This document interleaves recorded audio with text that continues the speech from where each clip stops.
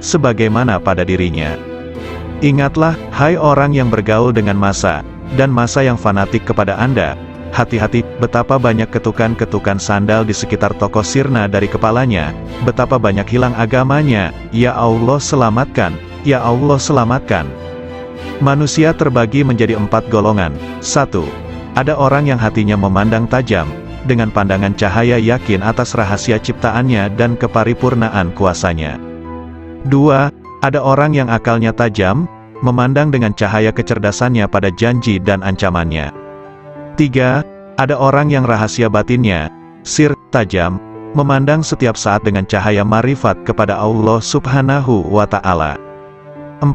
Ada orang yang dijadikan oleh Allah Subhanahu wa Ta'ala tertutup, tidak sama sekali bisa memandang, dan inilah yang disebut dalam ayat, dan siapa yang buta mata hatinya di dunia ini, maka di akhirat lebih buta dan lebih sesat jalannya. Ingatlah, orang kafir itu tertutup dari cahaya hidayah oleh kegelapan sesat. Ahli maksiat tertutup dari cahaya takwa oleh kegelapan alpa. Ahli ibadah tertutup dari cahaya taufik dan pertolongan Allah Ta'ala oleh kegelapan memandang ibadahnya. Bila Allah Subhanahu wa Ta'ala menghilangkan hijab-hijab ini, mereka akan memandang dengan mata cahaya menuju cahaya, maka pada saat itulah mereka terhijab dari segala hal selain Allah Subhanahu wa Ta'ala. Siapa yang memandang pada gerak dan perbuatannya ketika taat kepada Allah Ta'ala, pada saat yang sama ia telah terhijab dari sang empunya gerak dan perbuatan, dan ia jadi merugi besar. Siapa yang memandang sang empunya gerak dan tindakan, ia akan terhijab dari memandang gerak dan perbuatannya sendiri, sebab ketika ia melihat kelemahannya dalam mewujudkan tindakan dan menyempurnakannya, ia telah tenggelam dalam anugerahnya. Terkadang seseorang terhijab dari manisnya ibadah, melalui memandang ibadahnya. Terkadang seseorang terhijab dari kebenaran kehendak, karena memandang manisnya ekstase. Terkadang seseorang terhijab dari memandang Allah Subhanahu wa Ta'ala, sang pemberi anugerah, karena memandang anugerah itu sendiri. An-Nasaj mengatakan, siapa yang memandang dirinya dalam ibadahnya, berarti tidak bisa bersih dari ujub. Siapa yang memandang makhluk, ia tak akan bersih dari riya. Siapa yang memandang taatnya, tak akan bersih dari tipu daya. Siapa yang memandang pahala tak akan pernah bersih dari hijab. Siapa yang memandang Rabb Ta'ala, maka itulah berada dalam posisi yang benar di sisi Tuhan di Raja yang kuasa.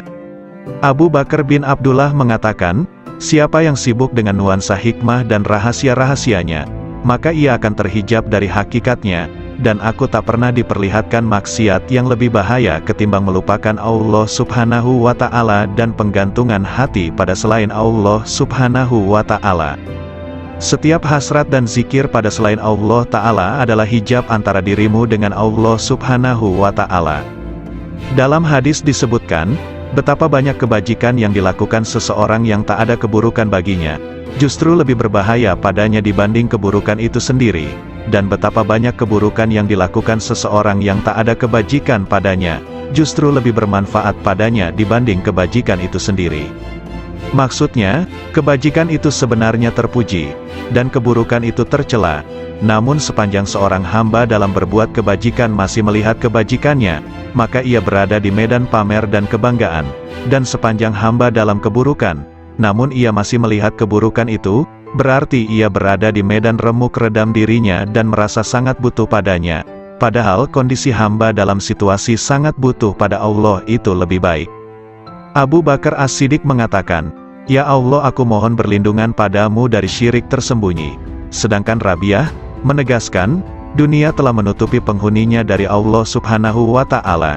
Seandainya mereka meninggalkannya pastilah tampak di alam malakutnya, lalu ia kembali dengan sari guna yang berfaedah. Sayyid Mansur Ar-Rabani menegaskan, dengan apa sang hamba dikenal bahwa ia tidak terhijab dari Tuhannya? Ia menjawab, jika ia mencarinya dan ia tidak menuntut apapun darinya, hamba menghendakinya dan ia tidak berkehendak sesuatu darinya, dan dia tidak memilih, karena menyerahkan pilihan padanya, walaupun dipilihkan neraka oleh Allah Subhanahu wa Ta'ala padanya. Setiap orang yang di dalam hatinya tidak ada penetrasi karisma ilahi, tidak ada cahaya cinta padanya, tidak ada kemesraan kebersamaan dengannya, maka ia terhijab, tandasnya. Katanya pula, asteris cukuplah buatmu marifat itu, manakala engkau tahu bahwa Allah Subhanahu wa Ta'ala memandangmu, dan cukuplah ibadah itu, bila Allah Subhanahu wa Ta'ala itu tidak butuh padamu. Asteris cukuplah cinta itu bagimu, jika engkau tahu bahwa cintanya mendahului cintamu padanya. Asteris cukuplah zikir bagimu, bahwa zikirnya mendahului zikirmu. Asteris hati ketika dilanda karisma ilahi, segala hal berbau syahwat sirna. Asteris ketika hati di hamparan marifat, segala hal kealpaan sirna. Asteris hati ketika didudukkan pada tempat ketunggalan dengan tunggal bagi yang tunggal, itulah tempat duduk yang benar. Malunya kaum arifin. Rasulullah Shallallahu Alaihi Wasallam bersabda, malu itu sebagian dari iman, hadis riwayat Muslim.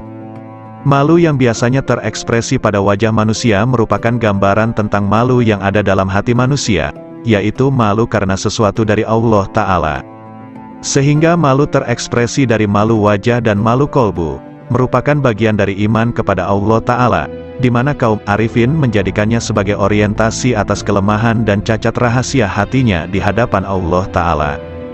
Karena itulah kolbu kaum arifin merupakan perbendaharaan Allah Ta'ala di muka bumi. Di dalam kolbu itu ada titipan rahasianya, kelembutan hikmahnya, kelembutan cintanya, cahaya-cahaya ilmunya dan amanah kemarifatannya. Wacana kaum arifin senantiasa muncul dari musyahadah kalbunya, aksentuasi dari pengetahuan rahasia, dan penjelasan mengenai amalia batin, berupa penjelasan mengenai pemisahan perkara dengan wusyul, penjelasan faktor-faktor yang mengganggu hubungan dengan Allah Ta'ala, dan faktor-faktor yang mendorong menuju Allah Ta'ala. Faktor pendorong pada kepentingan makhluk, selain Allah, adalah dunia, nafsu dan makhluk itu sendiri. Sedangkan faktor yang mendorong kita menuju Allah Ta'ala adalah akal, yakin, dan marifat. Sebagaimana disebutkan dalam hadis, siapa yang mengenal dirinya maka ia mengenal Tuhannya, yakni siapa yang mengenal apa yang mesti dilakukan untuk dirinya, ia mengenal apa yang harus dilaksanakan untuk Tuhannya. Ungkapan para arifin berkisar pada 5 arah. 1. Bihi, bersama Allah. 2. Lahu, bagi Allah. 3. Minhu, dari Allah. 4. Ilaihi, menuju Allah. 5. Alaihi, bersandar pada Allah. Dalam ucapan mereka tidak ada kata seperti aku, sesungguhnya diriku, kami, bagiku dan denganku. Karena kata-kata mereka bersifat manunggal, fardaniyah. Geraknya adalah serba bergantung padanya. Somadaniyah, akhlak mereka senantiasa merupakan manifestasi robaniyah. Robaniyah, kehendak mereka adalah kemanunggalan, wahdaniyah. Isyarat mereka tidak akan dikenal kecuali oleh orang yang hatinya membara kepadanya, yang di dalamnya ada rahasia-rahasia tersembunyi, mutiara-mutiara suci, pancaran-pancaran cahaya, lautan kasih, kunci-kunci kegaiban rahasia, wadah kerinduan dan taman kemesraan. Yahya bin Mu'az mengatakan, hati itu seperti periuk, wadah ciduknya adalah lisan. Setiap lisan senantiasa menciduk apa yang ada, bila menanjak jiwanya tanpa bersama Allah. Kapan seorang hamba terjauhkan dari Allah? Bila ia tertutup dari Allah. Kapan seseorang itu tertutup dari Allah? Bila di hatinya masih ada hasrat selain Allah. Siapakah orang yang alpa itu? Siapapun yang menghabiskan umurnya tanpa disertai ketaatan pada Allah. Apakah zuhud di dunia itu? Meninggalkan segala hal yang menyibukkan hatinya dari Allah. Siapakah orang yang menghadap Allah? Ya, siapapun yang menghadap pada Allah. Lalu siapa yang lari dari Allah? Siapapun yang lari dari Allah. Apakah kolbun salim itu? Kolbu yang di dalamnya tidak ada lagi selain Allah. Tolong beritahu aku, dari mana Anda makan? Dari kekayaan Allah. Apa sih yang Anda sukai? Apapun yang ditentukan Allah padaku. Kalau begitu beri aku wasiat, lakukan taat kepada Allah dan ridolah kepada ketentuannya, bersenanglah dengan zikrullah, maka kalian akan jadi pilihan Allah. Orang yang mengenal Allah tidak akan maksiat. Suatu hari dalam perjalananku, kata Zunnun al-Misri, aku bertemu dengan orang tua, yang di wajahnya ada tanda sebagai kaum arifin. Semoga Allah merahmati Anda. Manakah jalan menuju Allah? Tanyaku padanya. Kalau Anda mengenalnya pasti Anda tahu jalan menuju padanya.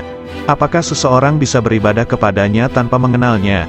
Apakah orang yang mengenalnya itu maksiat padanya? Jawabnya, bukankah Adam, itu maksiat padanya dengan keparipurnaan marifatnya. Maka dia lupa, dan kami tidak menemukan baginya tekad, sudahlah kita jangan berdebat. Bukankah perbedaan ulama itu rahmat? Memang, kecuali dalam soal konsentrasi tauhid. Konsentrasi tauhid yang bagaimana? Menghilangkan pandangan selain Allah karena kemahatunggalannya. Apakah orang arif itu gembira? Apakah orang arif itu gelisah? Katanya balik bertanya. Bukankah orang yang mengenal Allah itu selalu gundah hatinya? Tidak, bahkan orang yang mengenal Allah kegundahan hatinya sirna. Apakah dunia bisa merubah hati orang arifin? Apakah akhirat bisa mengubah hatinya? Katanya lebih tajam. Bukankah orang arif itu sangat menghindari makhluk?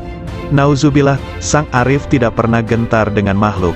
Hanya saja dia hatinya hijrah dan menyendiri bersama Allah. Apakah ada yang mengenal orang arif? Nah, apakah ada yang tidak mengenalnya? Jawabnya. Apakah sang arif bisa putus asa terhadap perkara selain Allah? Apakah ada orang arif yang masih memandang selain Allah, hingga ia harus putus asa? Apakah sang arif itu juga rindu pada Tuhannya? Apakah sang arif pernah kehilangan Allah, sampai ia harus rindu padanya? Apakah Ismul Azam itu? Hendaknya Anda katakan, Allah. Banyak sekali ucapan Anda tetapi tidak bisa membuat diriku bergetar oleh karisma ilahi, kataku. Karena Anda berkata dari dorongan dirimu, bukan dari dorongan ilahi. Nasihati diriku, sudah cukup banyak nasihat bagimu, yang penting Anda tahu bahwa dia melihatmu. Lalu aku meninggalkan orang itu, namun begitu bangkit aku bertanya lagi. Apa yang ingin kau perintahkan padaku? Cukuplah dirimu melihat dirimu dalam seluruh tingkah laku jiwamu. Asteris Yahya bin Mu'az, rahimahullah ta'ala, ditanya. Apakah tanda hati yang benar itu? Hati yang istirahat dari kesusahan dunia, jawabnya.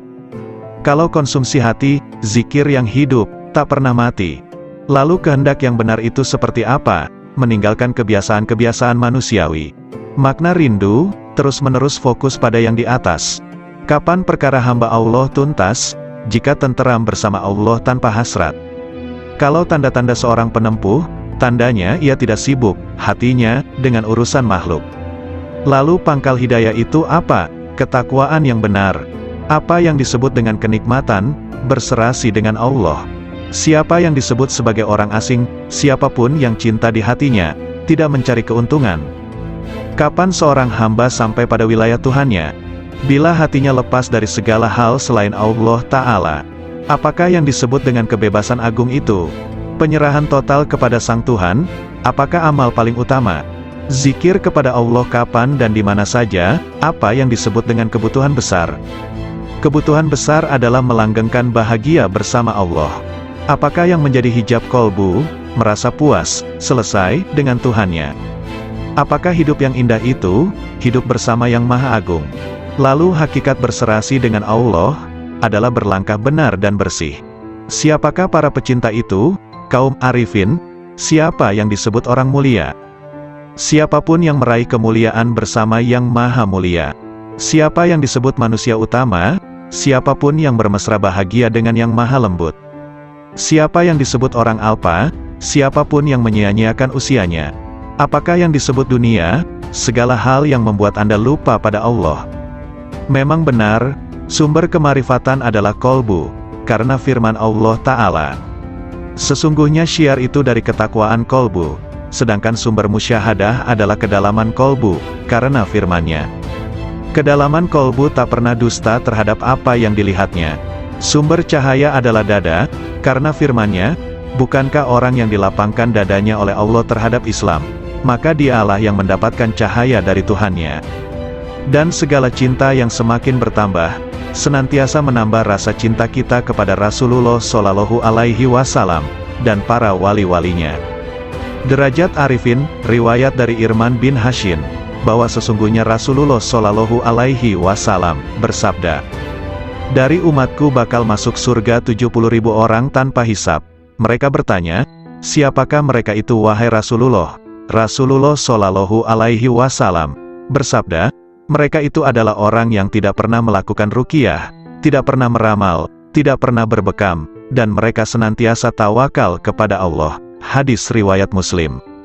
Rasulullah Shallallahu Alaihi Wasallam memposisikan ramalan di urutan kedua, setelah berupaya untuk tidak berobat yang merupakan derajat murni sejati, yang tergolong ahli fana, dan mereka senantiasa dalam kehendak Allah Subhanahu wa Ta'ala.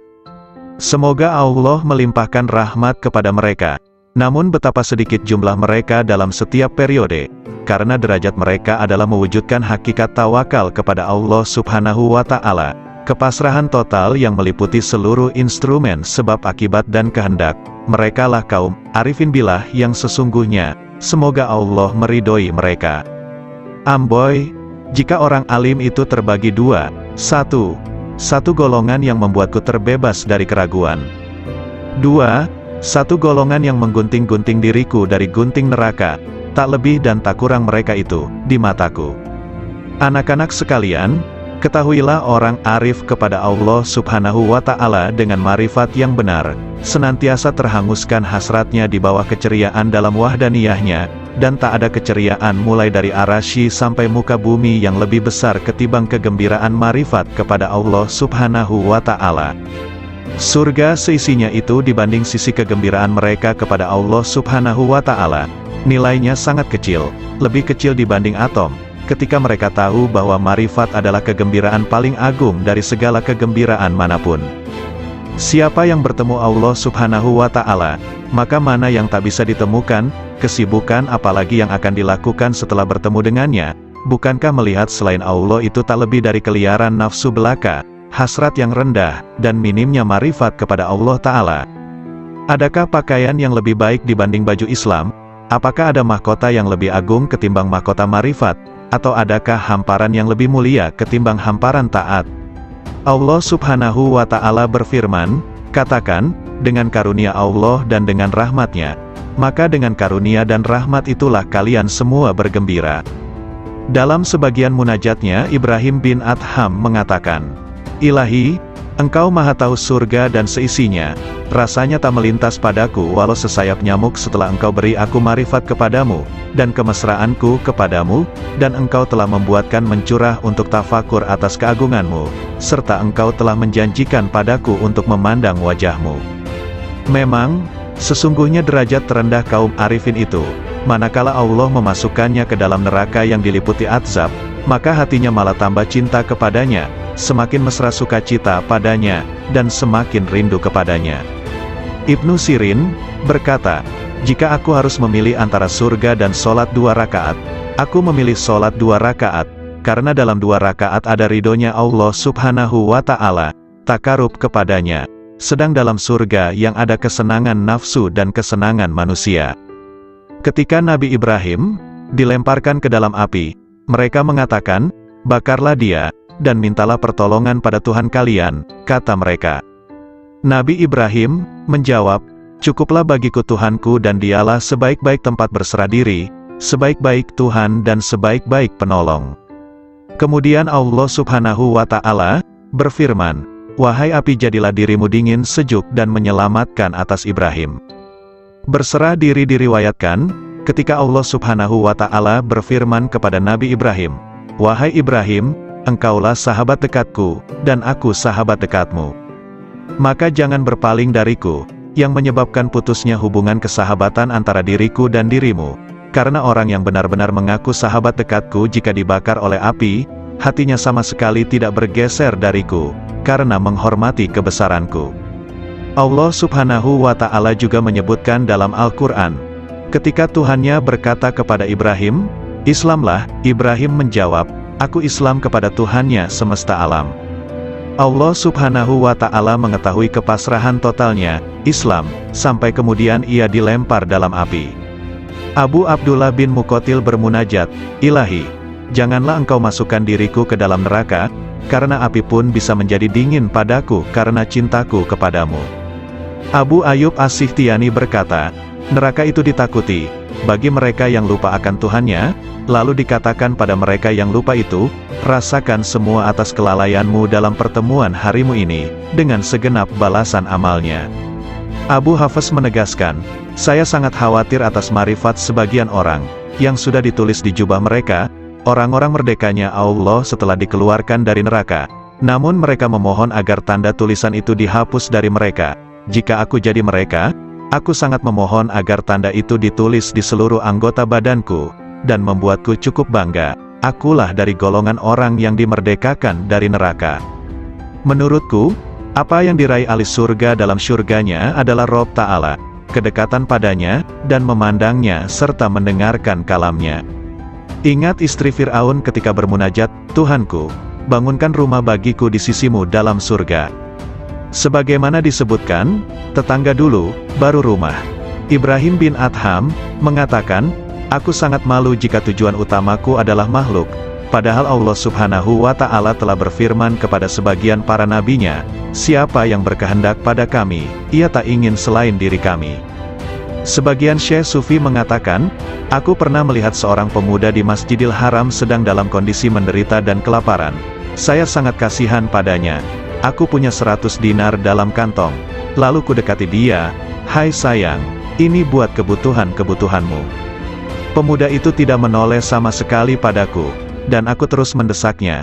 Pemuda itu berkata, hai Syekh, dinar ini sesuatu yang tidak bisa aku jual dengan surga dan seisinya. Surga itu negeri keagungan, asal sumber keteguhan dan keabadian, bagaimana aku menjualnya dengan harga yang hina?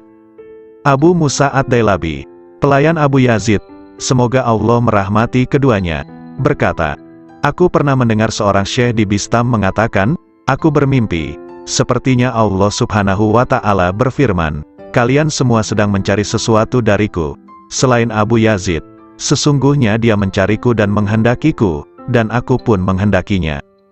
Abu Abdullah mengatakan, jadikan Allah itu sebagai majlis dan tempat kemesraan, disiplinlah hikmah pada Tuhanmu, maka dunia akan datang kepadamu dalam keadaan merana, dan kau diburu akhirat, dan akhirat begitu rindu. Hai pemburu dunia, tinggalkan dunia, maka dunia memburumu, lanjutnya. Abu Said Al-Haras mengatakan, suatu hari aku di tempat wukuf, lalu aku ingin memohon kepada Allah Subhanahu wa Ta'ala sesuatu kebutuhan, lantas muncul bisikan lembut tanpa suara kepadaku, di hadapanmu Allah, kamu masih mencari selain Allah.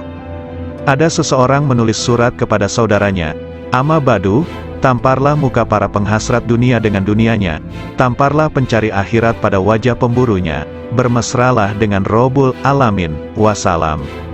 Abu Abdullah An-Nasaj mengatakan, janganlah menumpuk banyak surga bagi orang beriman, karena Allah akan memberikan kelayakan yang lebih banyak dibanding surga, yaitu marifat.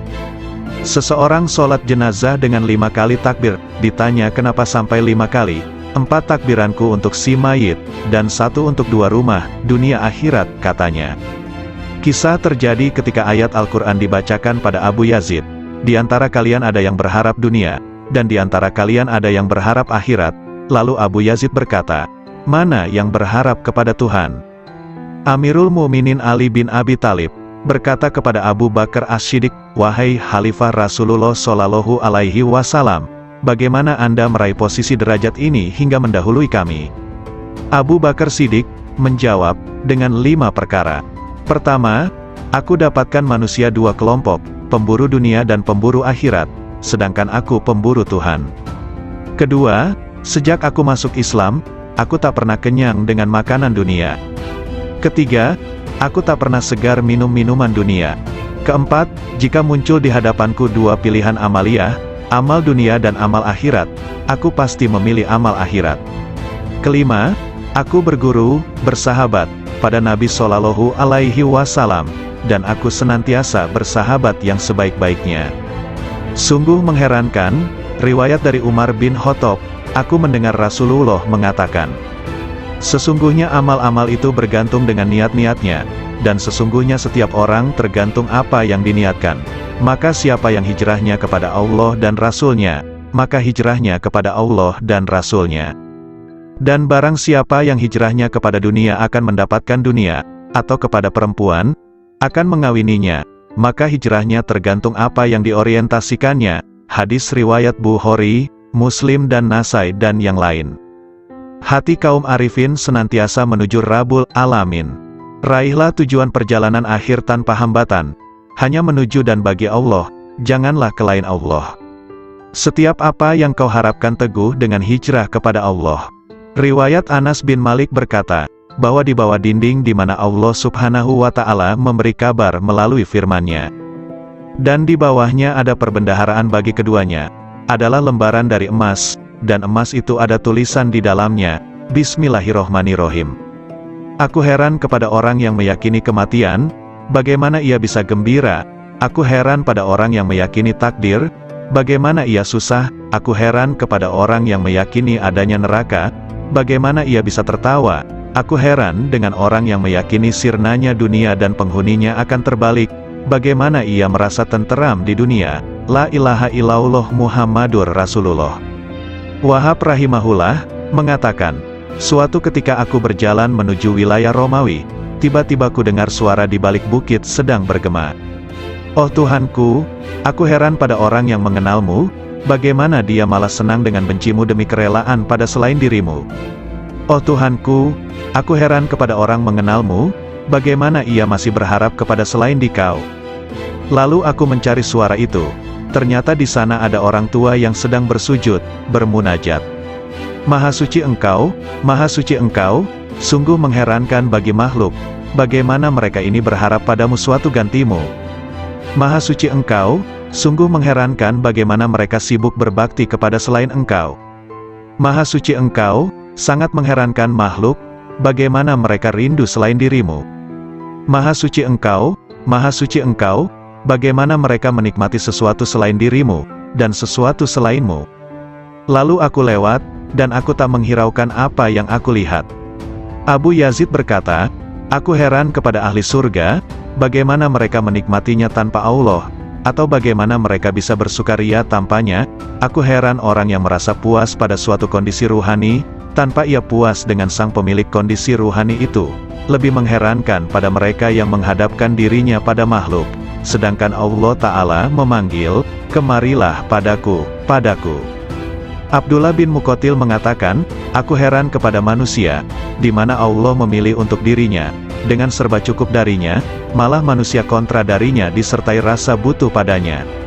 Aku heran kepada orang yang sibuk dengan urusannya, padahal urusannya sudah selesai. Aku heran kepada orang yang memerintahkan orang lain sedang ia sendiri tidak mengerjakan. Ia marah pada orang lain sedang ia sendiri melanggar. Ia benci untuk maksiat sedangkan ia melakukannya.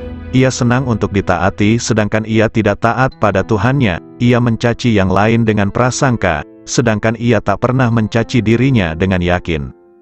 Hatim al-Asham mengatakan, aku heran kepada orang yang malu pada makhluk, bagaimana ia tidak malu kepada Allah. Aku heran kepada orang yang mencari ridho makhluk sedangkan ia tidak mencari ridho Tuhan.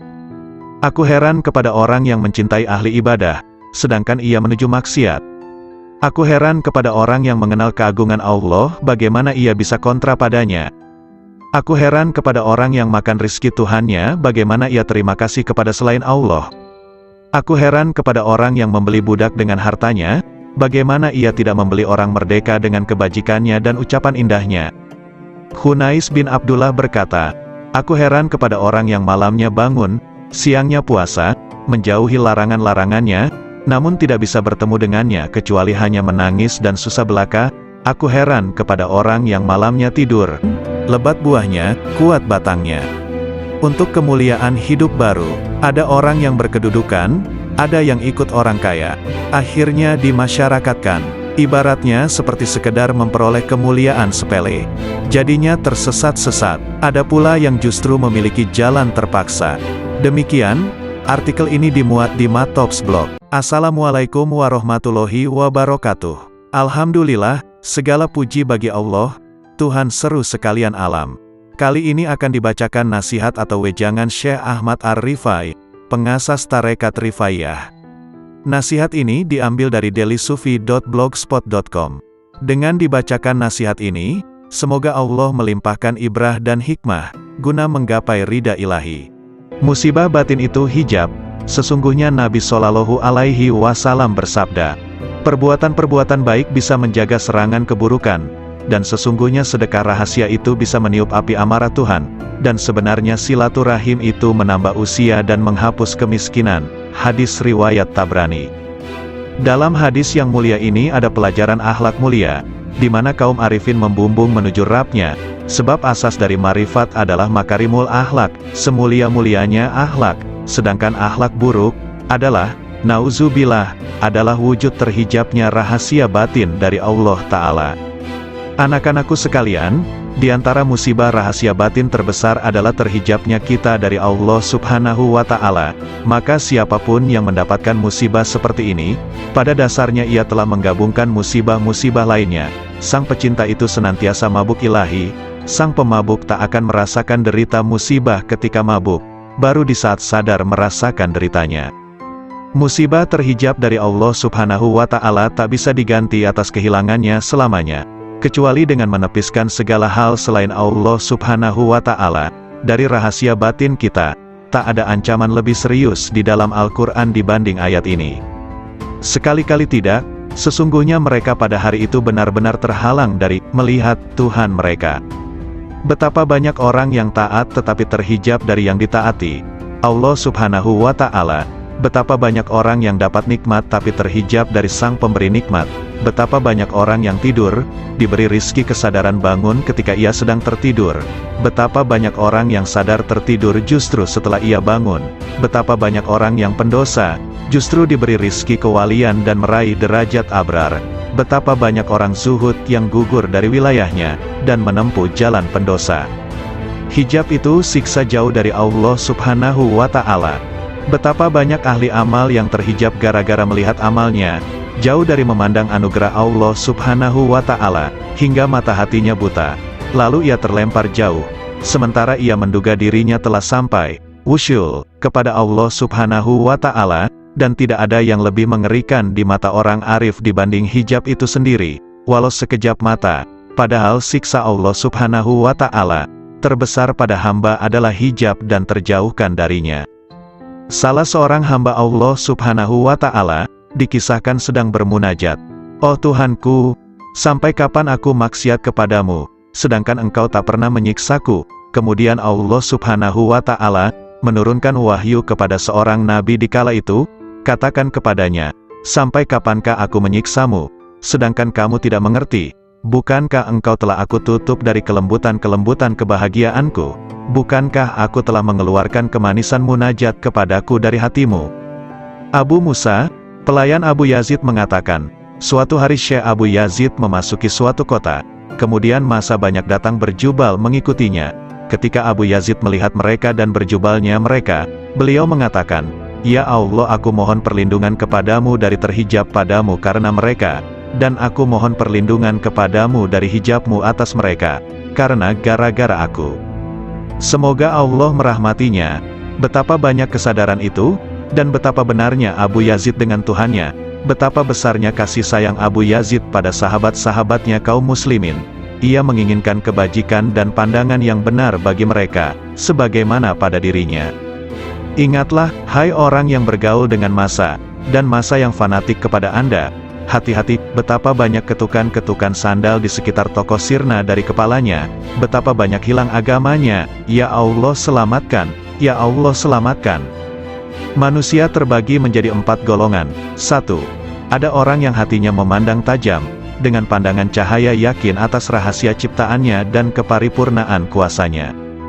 2. Ada orang yang akalnya tajam, memandang dengan cahaya kecerdasannya pada janji dan ancamannya. 3. Ada orang yang rahasia batinnya, sir, tajam, memandang setiap saat dengan cahaya marifat kepada Allah Subhanahu wa Ta'ala.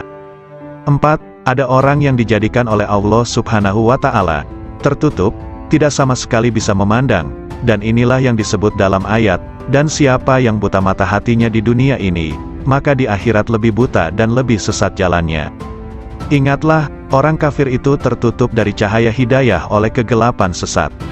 Ahli maksiat tertutup dari cahaya takwa oleh kegelapan alpa. Ahli ibadah tertutup dari cahaya taufik dan pertolongan Allah Ta'ala oleh kegelapan memandang ibadahnya. Bila Allah Subhanahu wa Ta'ala menghilangkan hijab-hijab ini, mereka akan memandang dengan mata cahaya menuju cahaya, maka pada saat itulah mereka terhijab dari segala hal selain Allah Subhanahu wa Ta'ala. Siapa yang memandang pada gerak dan perbuatannya ketika taat kepada Allah Ta'ala, pada saat yang sama ia telah terhijab dari sang empunya gerak dan perbuatan, dan ia jadi merugi besar. Siapa yang memandang sang empunya gerak dan tindakan, ia akan terhijab dari memandang gerak dan perbuatannya sendiri, sebab ketika ia melihat kelemahannya dalam mewujudkan tindakan dan menyempurnakannya, ia telah tenggelam dalam anugerahnya. Terkadang seseorang terhijab dari manisnya ibadah, melalui memandang ibadahnya. Terkadang seseorang terhijab dari kebenaran kehendak, karena memandang manisnya ekstase. Terkadang seseorang terhijab dari memandang Allah Subhanahu wa Ta'ala, Sang Pemberi Anugerah, karena memandang anugerah itu sendiri. An-Nasaj mengatakan, siapa yang memandang dirinya dalam ibadahnya, berarti tidak bisa bersih dari ujub. Siapa yang memandang makhluk, ia tak akan bersih dari riya. Siapa yang memandang taatnya, tak akan bersih dari tipu daya. Siapa yang memandang pahala tak akan pernah bersih dari hijab. Siapa yang memandang Rabb Ta'ala, maka itulah berada dalam posisi yang benar di sisi Tuhan di Raja yang kuasa. Abu Bakar bin Abdullah mengatakan, siapa yang sibuk dengan nuansa hikmah dan rahasia-rahasianya, maka ia akan terhijab dari hakikatnya, dan aku tak pernah diperlihatkan maksiat yang lebih bahaya ketimbang melupakan Allah Subhanahu wa Ta'ala dan penggantungan hati pada selain Allah Subhanahu wa Ta'ala. Setiap hasrat dan zikir pada selain Allah Ta'ala adalah hijab antara dirimu dengan Allah Subhanahu wa Ta'ala. Dalam hadis disebutkan, betapa banyak kebajikan yang dilakukan seseorang yang tak ada keburukan baginya, justru lebih berbahaya padanya dibanding keburukan itu sendiri. Dan betapa banyak keburukan yang dilakukan seseorang yang tak ada kebajikan padanya, justru lebih bermanfaat padanya dibanding kebajikan itu sendiri. Maksudnya, kebajikan itu sebenarnya terpuji, dan keburukan itu tercela. Namun sepanjang seorang hamba dalam berbuat kebajikan masih melihat kebajikannya, maka ia berada di medan pamer dan kebanggaan. Dan sepanjang hamba dalam keburukan, namun ia masih melihat keburukan itu, berarti ia berada di medan remuk redam dirinya dan merasa sangat butuh padanya. Padahal kondisi hamba dalam situasi sangat butuh pada Allah itu lebih baik. Abu Bakar As-Siddiq mengatakan, "Ya Allah, aku mohon berlindungan padamu dari syirik tersembunyi." Sedangkan Rabi'ah menegaskan, dunia telah menutupi penghuninya dari Allah Subhanahu wa Ta'ala. Seandainya mereka meninggalkannya pastilah tampak di alam malakutnya, lalu ia kembali dengan sariguna yang berfaedah. Sayyid Mansur Ar-Rabani menegaskan, dengan apa sang hamba dikenal bahwa ia tidak terhijab dari Tuhannya? Ia menjawab, jika ia mencarinya dan ia tidak menuntut apapun darinya, hamba menghendakinya dan ia tidak berkehendak sesuatu darinya, dan dia tidak memilih, karena menyerahkan pilihan padanya, walaupun dipilihkan neraka oleh Allah Subhanahu wa Ta'ala padanya. Setiap orang yang di dalam hatinya tidak ada penetrasi karisma ilahi, tidak ada cahaya cinta padanya, tidak ada kemesraan kebersamaan dengannya, maka ia terhijab, tandasnya. Katanya pula, asteris cukuplah buatmu marifat itu, manakala engkau tahu bahwa Allah Subhanahu wa Ta'ala memandangmu, dan cukuplah ibadah itu, bila Allah Subhanahu wa Ta'ala itu tidak butuh padamu. Asteris cukuplah cinta itu bagimu, jika engkau tahu bahwa cintanya mendahului cintamu padanya. Asteris cukuplah zikir bagimu, bahwa zikirnya mendahului zikirmu. Asteris hati ketika dilanda karisma ilahi, segala hal berbau syahwat sirna. Asteris ketika hati di hamparan marifat, segala hal kealpaan sirna. Asteris hati ketika didudukkan pada tempat ketunggalan dengan tunggal bagi yang tunggal, itulah tempat duduk yang benar. Malunya kaum arifin. Rasulullah Shallallahu Alaihi Wasallam bersabda, malu itu sebagian dari iman, hadis riwayat Muslim. Malu yang biasanya terekspresi pada wajah manusia merupakan gambaran tentang malu yang ada dalam hati manusia, yaitu malu karena sesuatu dari Allah Ta'ala.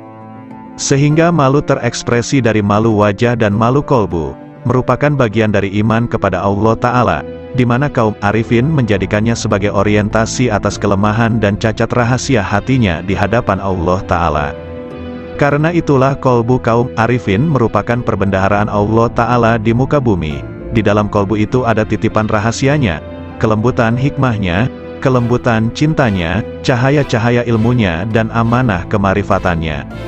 Wacana kaum arifin senantiasa muncul dari musyahadah kalbunya, aksentuasi dari pengetahuan rahasia, dan penjelasan mengenai amalia batin, berupa penjelasan mengenai pemisahan perkara dengan wusyul, penjelasan faktor-faktor yang mengganggu hubungan dengan Allah Ta'ala, dan faktor-faktor yang mendorong menuju Allah Ta'ala. Faktor pendorong pada kepentingan makhluk, selain Allah, adalah dunia, nafsu dan makhluk itu sendiri. Sedangkan faktor yang mendorong kita menuju Allah Ta'ala adalah akal, yakin, dan marifat. Sebagaimana disebutkan dalam hadis, siapa yang mengenal dirinya maka ia mengenal Tuhannya, yakni siapa yang mengenal apa yang mesti dilakukan untuk dirinya, ia mengenal apa yang harus dilaksanakan untuk Tuhannya. Ungkapan para arifin berkisar pada 5 arah. 1. Bihi, bersama Allah. 2. Lahu, bagi Allah. 3. Minhu, dari Allah. 4. Ilaihi, menuju Allah. 5. Alaihi, bersandar pada Allah. Dalam ucapan mereka tidak ada kata seperti aku, sesungguhnya diriku, kami, bagiku dan denganku.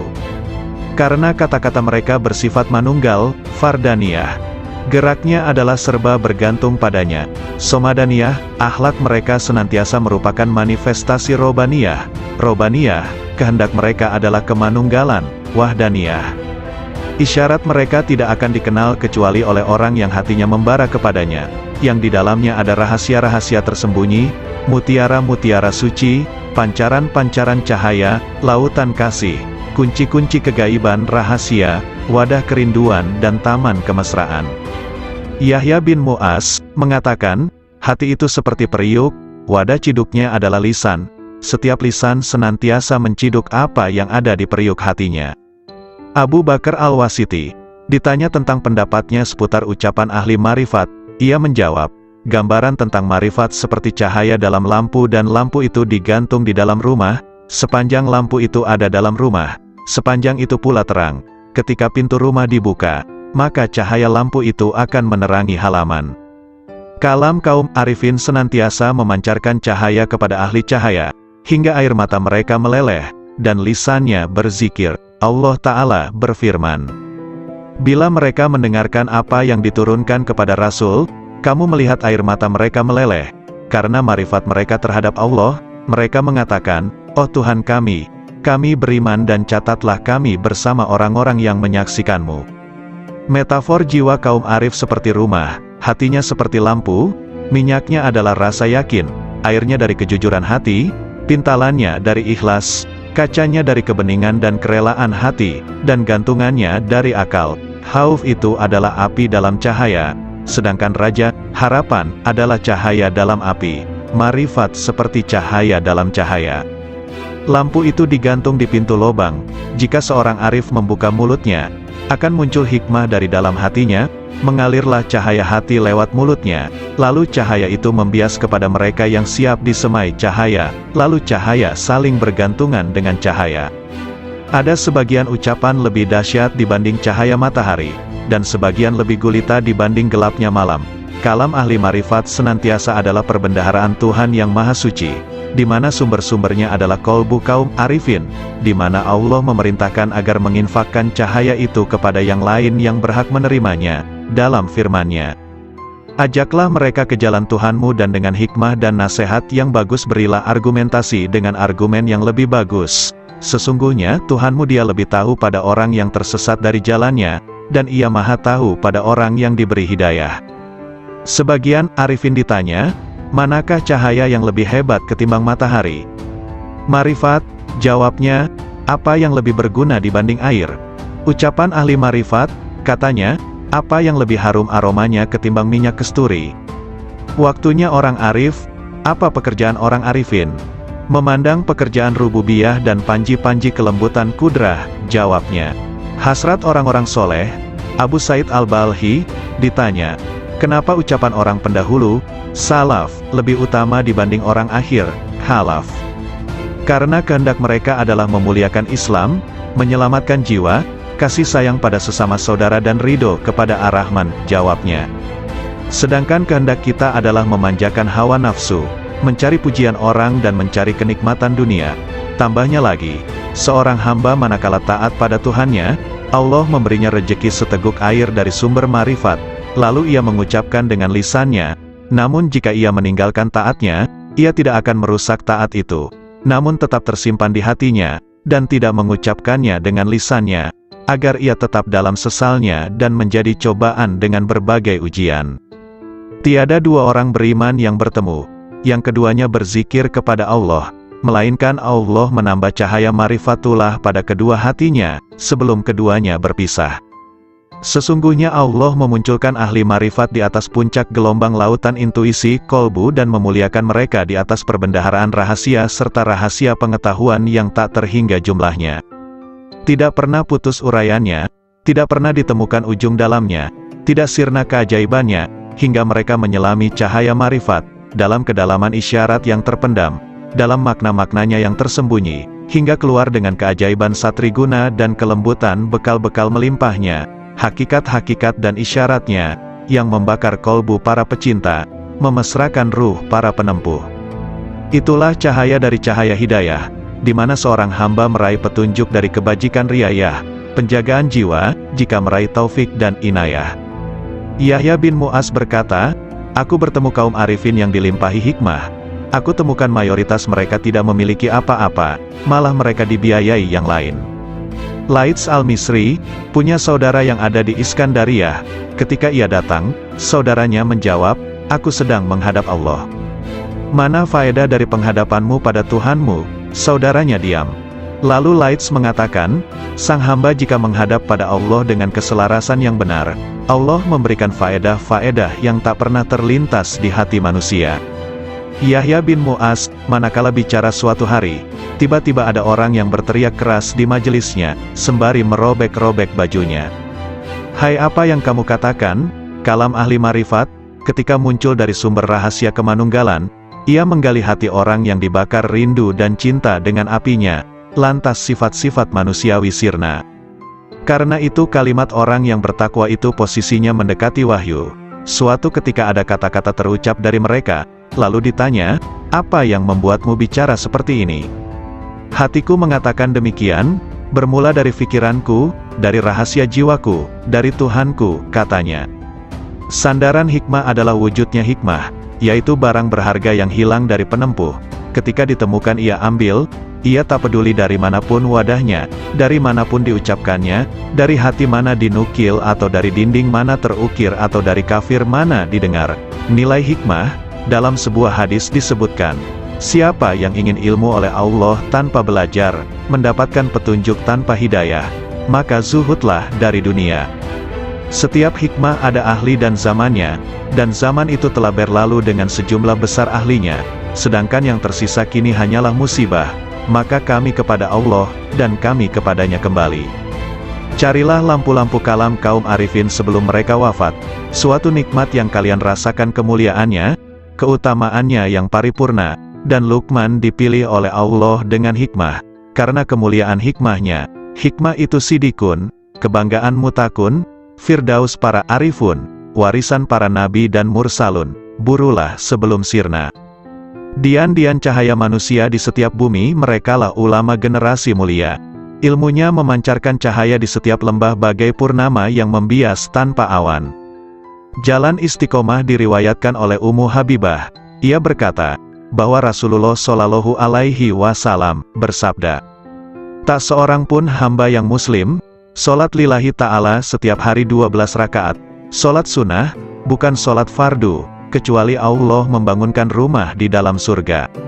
Hadis riwayat Muslim, Abu Dawud, Tirmidzi dan orang yang meyakini adanya neraka, bagaimana ia bisa tertawa? Aku heran dengan orang yang meyakini sirnanya dunia dan penghuninya akan terbalik, bagaimana ia merasa tenteram di dunia. La ilaha illallah Muhammadur Rasulullah. Wahab rahimahullah, mengatakan, suatu ketika aku berjalan menuju wilayah Romawi, tiba-tiba ku dengar suara di balik bukit sedang bergema. Oh Tuhanku, aku heran pada orang yang mengenalmu, bagaimana dia malah senang dengan bencimu demi kerelaan pada selain dirimu. Oh Tuhanku, aku heran kepada orang mengenalmu, bagaimana ia masih berharap kepada selain dikau. Lalu aku mencari suara itu, ternyata di sana ada orang tua yang sedang bersujud, bermunajat.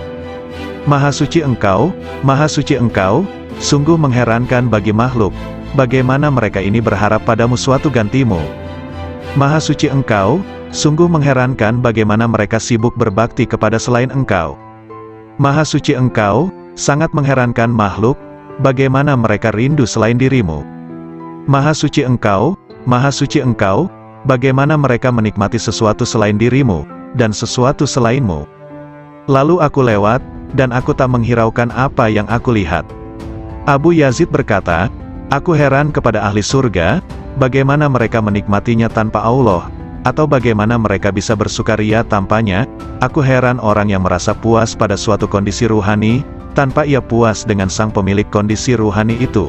Lebih mengherankan pada mereka yang menghadapkan dirinya pada makhluk, sedangkan Allah Ta'ala memanggil, kemarilah padaku. Abdullah bin Muqatil mengatakan, aku heran kepada manusia, di mana Allah memilih untuk dirinya, dengan serba cukup darinya, malah manusia kontra darinya disertai rasa butuh padanya. Aku heran kepada orang yang sibuk dengan urusannya, padahal urusannya sudah selesai. Aku heran kepada orang yang memerintahkan orang lain sedang ia sendiri tidak mengerjakan. Ia marah pada orang lain sedang ia sendiri melanggar. Ia benci untuk maksiat sedangkan ia melakukannya. Ia senang untuk ditaati sedangkan ia tidak taat pada Tuhannya. Ia mencaci yang lain dengan prasangka, sedangkan ia tak pernah mencaci dirinya dengan yakin. Hatim al-Asham mengatakan, aku heran kepada orang yang malu pada makhluk, bagaimana ia tidak malu kepada Allah. Aku heran kepada orang yang mencari ridho makhluk sedangkan ia tidak mencari ridho Tuhan. Aku heran kepada orang yang mencintai ahli ibadah, sedangkan ia menuju maksiat. Aku heran kepada orang yang mengenal keagungan Allah, bagaimana ia bisa kontra padanya. Aku heran kepada orang yang makan rizki Tuhannya, bagaimana ia terima kasih kepada selain Allah. Aku heran kepada orang yang membeli budak dengan hartanya, bagaimana ia tidak membeli orang merdeka dengan kebajikannya dan ucapan indahnya. Khunais bin Abdullah berkata, aku heran kepada orang yang malamnya bangun, siangnya puasa, menjauhi larangan-larangannya, namun tidak bisa bertemu dengannya kecuali hanya menangis dan susah belaka. Aku heran kepada orang yang malamnya tidur, siangnya bermain-main, dipenuhi dosa-dosa, sedangkan ia tak akan bertemu dengannya selamanya, malah ia tertawa bergembira. Yahya bin Mu'az berkata, aku heran kepada orang yang menghinakan dirinya untuk si budak, dan ia menemukan dari tuannya apa yang dia mau. Aku heran kepada orang yang konsumsinya roti kering, namun bermaksiat pada Tuhannya yang maha lembut. Aku heran kepada orang yang takut akan kematian dirinya tapi tidak takut kepada kematian hatinya, yang takut akan kehilangan dunianya, bagaimana ia tidak takut kehilangan agamanya. Seorang sufi berdendang, Ilahi, aku heran darimu dan dariku. Apakah kau mensirnakan diriku olehmu dariku engkau dekatkan aku darimu hingga. Kuduga sesungguhnya engkau adalah aku. Yahya bin Mu'az bermunajat. Oh Ilahi, mengingat surga berarti kematian. Mengingat neraka berarti kematian. Sungguh mengherankan orang yang hidup di antara dua kematian, soal surga ia tidak sabar, dan soal neraka ia tidak sabar atas siksanya. Dikatakan, mengingat wusyul adalah kematian, mengingat pisah adalah kematian. Bagaimana hati hidup di antara dua kematian? Kematian orang yang marifat itu sangat mengherankan, karena sang arif berada di antara kegembiraan marifat dan ketakutan pisah dengan Allah Ta'ala. Bagaimana kematian berserasi dengan kesenangan marifat, atau bagaimana kehidupan disertai ketakutan pisah? Aku heran kepada orang yang berkata, aku mengingat Tuhanku. Adakah bisa lupa? Lalu aku mengingat yang kulupa, aku mati jika mengingatmu, kemudian hidup jika bukan karena air wusyulmu. Aku tak pernah hidup lalu kau hidupkan dengan harapan, lalu aku mati oleh kerinduan. Seberapa banyak aku hidup padamu dan berapa aku mati, ku teguk air cinta, piala demi piala, tak habis-habismu minuman, tak puas-puasnya. Sungguh heran, perkaraku jadi aneh di setiap lorong keanehan, lalu aku jadi heran di setiap lorong keheranan. Assalamualaikum warahmatullahi wabarakatuh. Segala puji bagi Allah, Tuhan seru sekalian alam. Kali ini akan dibacakan artikel yang berjudul Nasihat Nabi Khidir alaihi salam kepada Syekh Malaya atau Sunan Kalijaga. Matahari berbeda dengan bulan, perbedaannya terdapat pada cahaya yang dipancarkannya. Sudahkah hidayah iman terasa dalam dirimu? Tauhid adalah pengetahuan penting untuk menyembah pada Allah. Juga makrifat harus kita miliki untuk mengetahui kejelasan yang terlihat, ya ru'yat, melihat dengan mata telanjang, sebagai saksi adanya yang terlihat dengan nyata. Maka dari itu kita dalami sifat dari Allah, sifat Allah yang sesungguhnya, yang asli dari Allah. Sesungguhnya Allah itu, Allah yang hidup. Segala afalnya, perbuatannya, adalah berasal dari Allah. Itulah yang dimaksud dengan ru'yati. Kalau hidupmu senantiasa kamu gunakan ru'yat, maka itu namanya khairat, kebajikan hidup. Makrifat itu hanya ada di dunia. Jauhar awal khairat, mutiara awal kebajikan hidup, sudah berhasil kau dapatkan. Untuk itu secara tidak langsung kamu sudah mendapatkan pengawasan kamil, penglihatan yang sempurna. Insan kamil, manusia yang sempurna, berasal dari zatullah, zatnya Allah. Sesungguhnya ketentuan gaib yang tersurat, adalah kehendak zat yang sebenarnya. Sifat Allah berasal dari zat Allah. Dinamakan insan kamil kalau mengetahui keberadaan Allah itu. Bila mana tidak tertulis namamu di dalam nuket gaib insan kamil, itu bukan berarti tidak tersurat. Ya, itulah yang dinamakan puji budi, usaha yang terpuji. Berusaha memperbaiki hidup, akan menjadikan kehidupan nyawamu semakin baik. Serta badannya, akan disebut badan Muhammad, yang mendapat kesempurnaan hidup. Syekh Malaya berkata lemah lembut, mengapa sampai ada orang mati yang dimasukkan neraka? Mohon penjelasan yang sebenarnya. Kanjeng Nabi Khidir berkata dengan tersenyum manis, wahai Malaya, maksudnya begini, neraka jasmani juga berada di dalam dirimu sendiri, dan yang diperuntukkan bagi siapa saja yang belum mengenal dan meniru laku Nabiullah. Hanya ruh yang tidak mati. Hidupnya ruh jasmani itu sama dengan sifat hewan, maka akan dimasukkan ke dalam neraka. Juga yang mengikuti bujuk rayu iblis, atau yang mengikuti nafsu yang merajalela seenaknya tanpa terkendali, tidak mengikuti petunjuk Gusti Allah Subhanahu wa Ta'ala. Mengandalkan ilmu saja, tanpa memperdulikan sesama manusia keturunan Nabi Adam, itu disebut iman tadot. Ketahuilah bahwa umat manusia itu termasuk badan jasmanimu. Pengetahuan tanpa guru itu, ibarat orang menyembah tanpa mengetahui yang disembah. Dapat menjadi kafir tanpa diketahui, karena yang disembah kayu dan batu, tidak mengerti apa hukumnya, itulah kafir yang bakal masuk neraka jahanam. Adapun yang dimaksudkan rat idafi adalah sesuatu yang kelak tetap kekal sampai akhir nanti kiamat dan tetap berbentuk ruh yang berasal dari ruh Allah. Yang dimaksud dengan cahaya adalah yang memancar terang serta tidak berwarna, yang senantiasa menerangi hati penuh kewaspadaan yang selalu mawas diri atau introspeksi mencari kekurangan diri sendiri serta mempersiapkan akhir kematian nanti. Merasa sebagai anak Adam yang harus mempertanggungjawabkan segala perbuatan. Ruh idafi sudah ada sebelum tercipta. Syirik itu dapat terjadi, tergantung saat menerima sesuatu yang ada, itulah yang disebut jauhar ning. Keenamnya jauhar awal. Jauhar awal adalah mutiara ibaratnya. Mutiara yang indah penghias raga agar nampak menarik. Mutiara akan tampak indah menawan. Bermula dari ibarat ketujuh, dikala mendengarkan sabda Allah, maka ruh idafi akan menyesuaikan, yang terdapat di dalam zat Allah yang mutlak. Ruh serba pasrah kepada zatullah, itulah yang dimaksudkan ruh idafi. Jauhar awal itu pula, yang menimbulkan salat daim. Salat daim tidak perlu menggunakan air wudhu, untuk membersihkan hadas tidak disyaratkan. Itulah salat batin yang sebenarnya, diperbolehkan makan, tidur, syahwat maupun buang kotoran. Demikianlah tadi cara salat daim. Perbuatan itu termasuk hal terpuji, yang sekaligus merupakan perwujudan syukur kepada Allah. Jauhar tadi bersatu padu menghilangkan sesuatu yang menutupi atau mempersulit mengetahui keberadaan Allah yang terpilih. Adanya itu menunjukkan adanya Allah, yang mustahil kalau tidak berwujud sebelumnya. Kehidupan itu seperti layar dengan wayangnya, sedang wayang itu tidak tahu warna dirinya. Akibat junub sudah bersatu erat tetap bersih badan jisimmu. Adapun Muhammad badan Allah. Nama Muhammad tidak pernah pisah dengan nama Allah. Bukankah hidayah itu perlu diyakini? Sebagai pengganti Allah, dapat pula disebut utusan Allah. Nabi Muhammad juga termasuk badan mukmin atau orang yang beriman. Ruh mukmin identik pula dengan ruh idafi dalam keyakinanmu. Disebut iman maksum, kalau sudah mendapat ketetapan sebagai panutan jati. Bukankah demikian itu pengetahuanmu? Kalau tidak hidup begitu, berarti itu sama dengan hewan yang tidak tahu adanya sesuatu di masa yang telah lewat.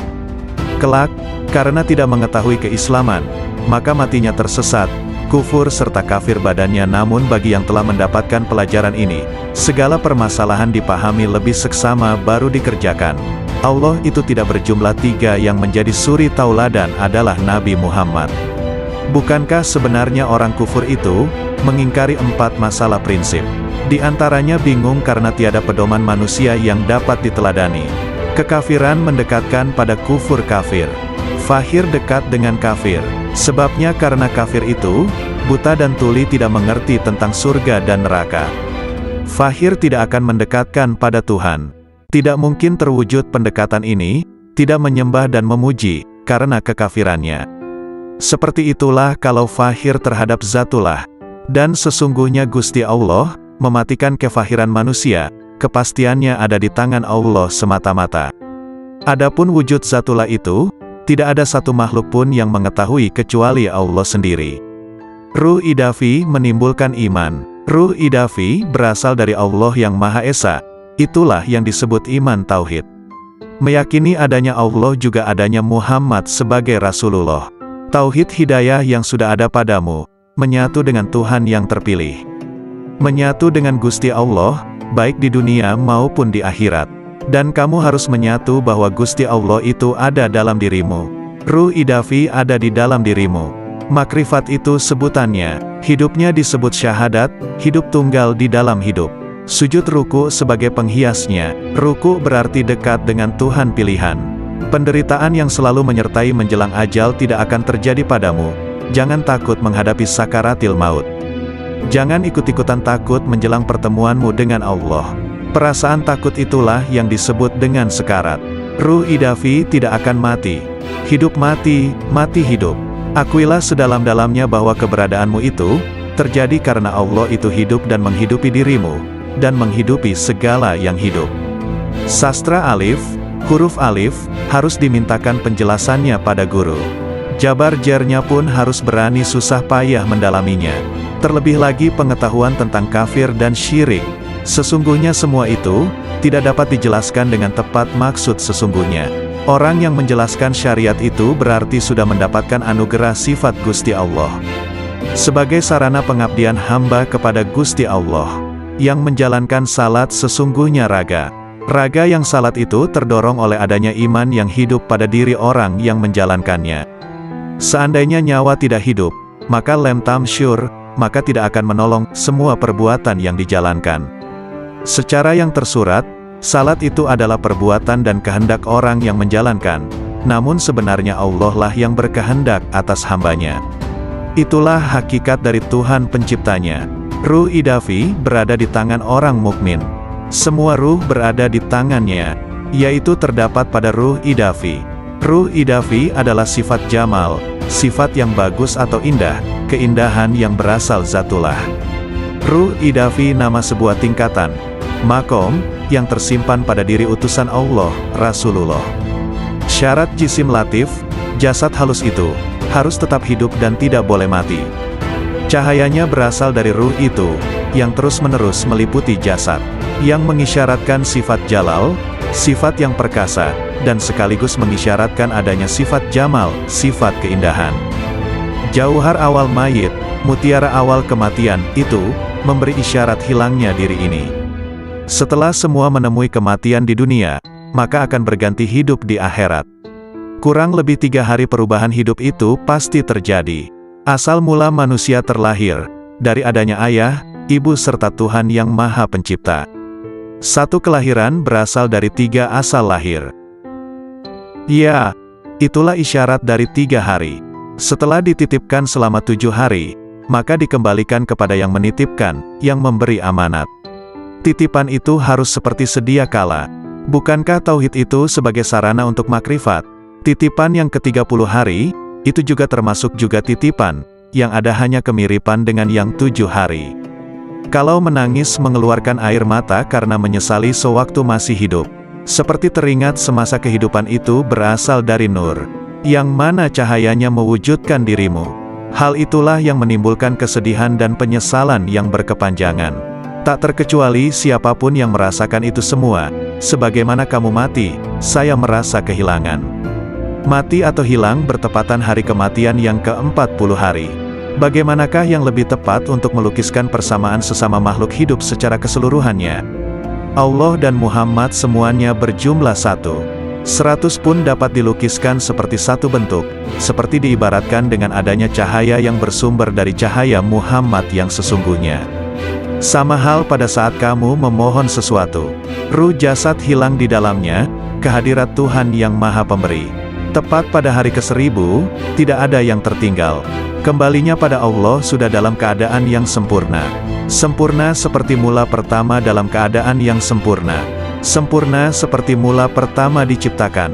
Syekh Malaya terang hatinya, mendengarkan pelajaran yang baru diterima dari gurunya Syekh Mahyuningrat Kanjeng Nabi Khidir.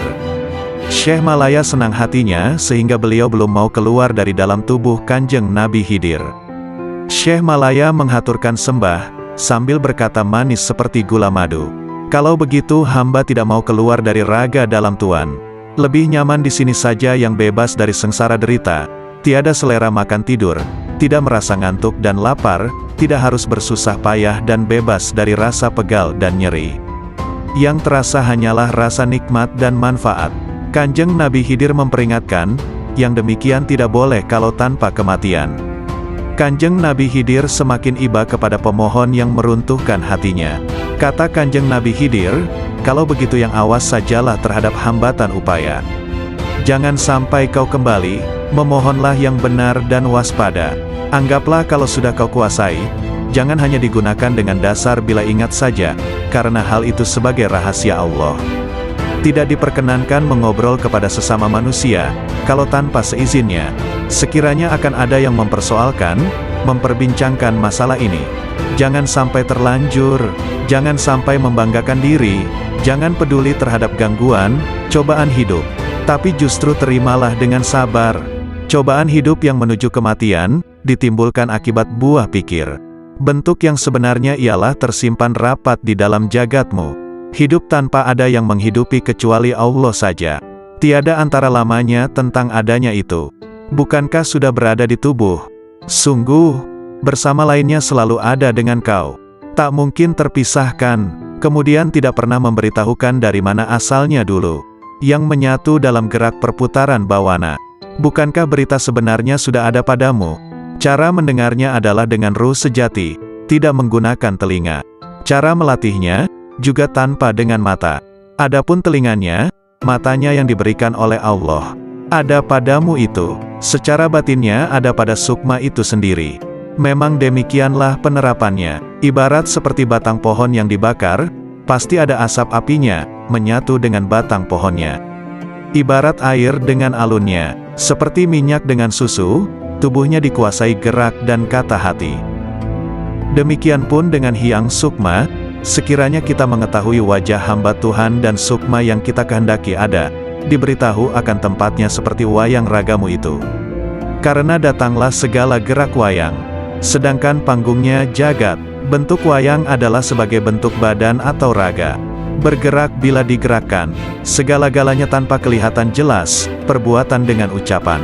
Yang berhak menentukan semuanya, tidak tampak wajahnya. Kehendak justru tanpa wujud dalam bentuknya. Karena sudah ada pada dirimu. Permisalan yang jelas ketika berhias. Yang berkaca itu Hyang Sukma. Adapun bayangan dalam kaca itu ialah dia yang bernama manusia sesungguhnya, terbentuk di dalam kaca. Lebih besar lagi pengetahuan tentang kematian ini dibandingkan dengan kesirnaan jagat raya, karena lebih lembut seperti lembutnya air. Bukankah lebih lembut kematian manusia ini? Artinya lembut kesirnaan manusia, artinya lebih dari, karena menentukan segalanya. Sekali lagi artinya lembut ialah sangat kecilnya. Dapat mengenai yang kasar dan yang kecil. Mencakup semua yang merangkak, melata tiada bedanya, benar-benar serba lebih. Lebih pula dalam menerima perintah dan tidak boleh mengandalkan pada ajaran dan pengetahuan. Karena itu bersungguh-sungguhlah menguasainya. Pahamilah liku-liku seolah tingkah kehidupan manusia. Ajaran itu sebagai ibarat benih, sedangkan yang diajari ibarat lahan. Misal kacang dan kedelai, yang disebar di atas batu. Kalau batunya tanpa tanah pada saat kehujanan dan kepanasan, pasti tidak akan tumbuh. Tapi bila kau bijaksana, melihatmu musnahkanlah pada matamu. Jadikanlah penglihatanmu sukma dan rasa yang tak pernah terlintas di hati manusia. Yahya bin Mu'az, manakala bicara suatu hari, tiba-tiba ada orang yang berteriak keras di majelisnya, sembari merobek-robek bajunya. "Hai, apa yang kamu katakan?" Kalam ahli marifat, ketika muncul dari sumber rahasia kemanunggalan, ia menggali hati orang yang dibakar rindu dan cinta dengan apinya, lantas sifat-sifat manusiawi sirna. Karena itu kalimat orang yang bertakwa itu posisinya mendekati wahyu. Suatu ketika ada kata-kata terucap dari mereka, demikian, "Bermula dari pikiranku, dari rahasia jiwaku, dari Tuhanku," katanya. Sandaran hikmah adalah wujudnya hikmah, yaitu barang berharga yang hilang dari penempuh. Ketika ditemukan ia ambil, ia tak peduli dari manapun wadahnya, dari manapun diucapkannya, dari hati mana dinukil atau dari dinding mana terukir atau dari kafir mana didengar. Nilai hikmah, dalam sebuah hadis disebutkan, siapa yang ingin ilmu oleh Allah tanpa belajar, mendapatkan petunjuk tanpa hidayah, maka zuhudlah dari dunia. Setiap hikmah ada ahli dan zamannya, dan zaman itu telah berlalu dengan sejumlah besar ahlinya, sedangkan yang tersisa kini hanyalah musibah, maka kami kepada Allah, dan kami kepadanya kembali. Carilah lampu-lampu kalam kaum arifin sebelum mereka wafat, suatu nikmat yang kalian rasakan kemuliaannya, keutamaannya yang paripurna, dan Luqman dipilih oleh Allah dengan hikmah, karena kemuliaan hikmahnya. Hikmah itu sidikun, kebanggaan mutakun, firdaus para arifun, warisan para nabi dan mursalun, burulah sebelum sirna. Dian-dian cahaya manusia di setiap bumi, merekalah ulama generasi mulia. Ilmunya memancarkan cahaya di setiap lembah bagai purnama yang membias tanpa awan. Jalan istiqomah diriwayatkan oleh Ummu Habibah. Ia berkata, bahwa Rasulullah Shallallahu Alaihi Wasallam bersabda, "Tak seorang pun hamba yang muslim, sholat lillahi ta'ala setiap hari 12 rakaat, sholat sunnah, bukan sholat fardu, kecuali Allah membangunkan rumah di dalam surga." Hadis riwayat Muslim, Abu Dawud, Tirmidzi dan Nasai. Hadis ini memotivasi untuk menegakkan ibadah-ibadah sunnah, karena ibadah sunnah salah satu bentuk takarub kepada Allah Ta'ala, sekaligus menjadi bekal kaum arifun dalam menempuh jalan menuju kepada Allah Subhanahu wa Ta'ala, sekaligus menjadi perilaku kaum yang mengkhususkan, menyendiri, jiwanya di sisi Allah Subhanahu wa Ta'ala. Anak-anak sekalian, ketahuilah, siapa yang hakikat batinnya menyendiri bersama Allah secara total, dan rahasia sirnya benar-benar manunggal, akan terbuka seluruh tirai, segala bukti menjadi nyata, ketika musyahadah pada cahaya al-haq Allah Subhanahu wa Ta'ala. Di sanalah Allah menuangkan minuman dengan gelas cintanya, hingga ia mabuk dari lainnya, segalanya menjadi riang nan ringan, segala diamnya adalah zikir, nafasnya adalah tasbih, kalamnya adalah penyucian, dan tidurnya adalah solat, doa. Sang hamba senantiasa menaiki kendaraan marifat, hingga bertemu yang dimarifati. Bila sudah bertemu, ia abadi selamanya bersamanya, tidak berpaling ke lainnya. Kolbu itu ibarat istana, dan marifat adalah rajanya, akal adalah menterinya yang punya departemen dan instrumen, lisan sebagai penerjemah, sedangkan rahasia batinnya dari Hazanah Ar-Rahman, masing-masing konsisten dengan posisinya, sedangkan arah seluruhnya adalah istiqomahnya sir bersama Allah Subhanahu wa Ta'ala.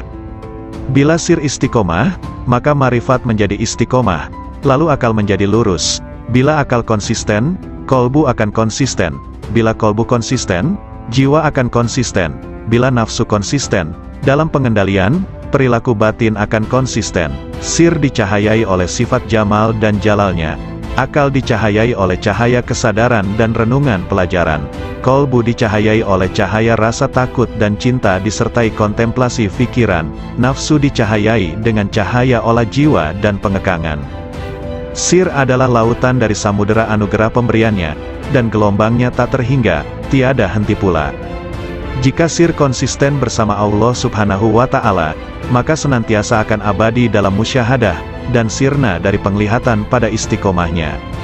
Perlu diketahui bahwa jalan istiqomah, konsistensi itu laksana tenda agung dari jalan akhirat, dan berjalan di tepinya lebih sulit dibanding jalan di tepian akhirat. Alam rahasia bisa menjadi tipu daya, karena Allah Subhanahu wa Ta'ala tidak suka pada hati hamba yang masih ada cinta pada yang lain selain Dia. Mereka tidak ingin sesuatu dari Allah kecuali Allah. Dalam sebagian kitabnya Allah Ta'ala berfirman, "Bila yang kesibukan jiwa hambaku lebih kepadaku dibanding yang lain, maka kujadikan nikmat dan hasrat ada dalam mencintaiku, dan aku singkapkan hijab antara diriku dengan dirinya." Ada seseorang sedang masuk dalam tempat Syekh Sari As-Sakati. Lantas lelaki itu bertanya, "Manakah yang bisa mendekatkan pada Allah Ta'ala, hingga sang hamba bisa mendekat kepadanya?" Maka As-Sari menangis, lalu berkata, "Orang seperti Anda ini masih bertanya seperti itu. Yang paling utama cara mendekatkan hamba kepada Allah Subhanahu wa Ta'ala, hendaknya Allah Subhanahu wa Ta'ala muncul di hatimu, dan Anda tidak mau sama sekali pada dunia dan akhirat, kecuali hanya padanya." Ibrahim bin Adham mengatakan, "Puncak dari hasrat dan citaku dalam hubunganku dengan Allah Ta'ala adalah, hendaknya Dia menjadikan diriku condong terus kepadanya, hingga aku tak memandang apapun selain Dia, dan aku tidak sibuk dengan siapapun selain sibuk dengannya. Aku tak peduli Dia jadikan diriku jadi debu, atau hilang sama sekali." Nabi Ibrahim pernah ditanya, "Dengan cara apa Anda dapatkan keakraban dengan Allah Ta'ala?"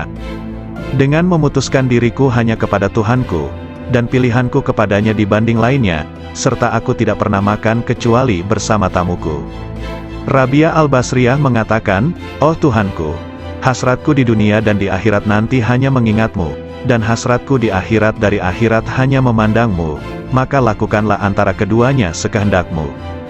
Abu Yazid Al-Bistami menegaskan, "Rahasia batinku naik menuju Allah Subhanahu wa Ta'ala, lalu terbang dengan sayap marifat dengan cahaya kecerdasan di cakrawala wahdaniyah, kemahatunggalannya. Tiba-tiba nafsu menghadapku dan berkata, 'Kemana kau pergi? Akulah nafsumu dan engkau harus bersamaku.'